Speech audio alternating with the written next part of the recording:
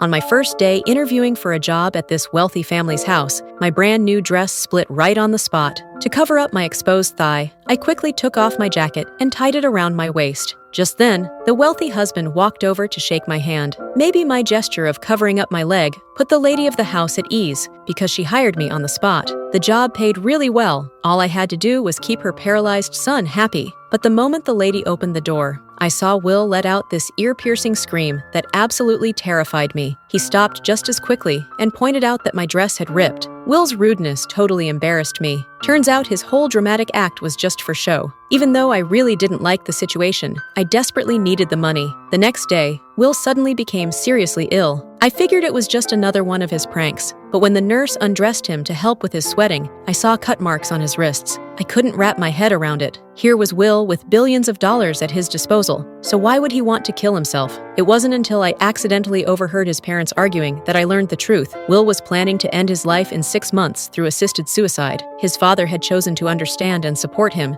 but his mother was fighting it tooth and nail. That's when I finally understood why my work contract was only 6 months long, because that's how long Will had left to live. I couldn't handle a job where I'd have to watch someone die. But Dad was unemployed, Mom was home taking care of Grandpa, and my sister had gotten pregnant before marriage. She'd had the baby, but still wanted to finish college. When I told my sister I wanted to quit, she was absolutely against it. Struggling with tuition costs, she urged me to hold on to this high-paying job. For my sister and her child, I had no choice but to stick it out. After the nurse briefed me on everything, I saw Will sitting alone, staring out the window in a daze. I walked over to try to start a conversation, but the moment I opened my mouth, he mocked me. I hadn't expected this guy to be so difficult to deal with, but my job was to make Will happy. So every day I'd dress up carefully, sometimes like a sexy wildcat, other times like a country girl. No matter what I wore, Will would just roll his eyes at me. Will used to be passionate about extreme sports, and now look what he'd become. The huge contrast had left him using this attitude as a way to protect himself.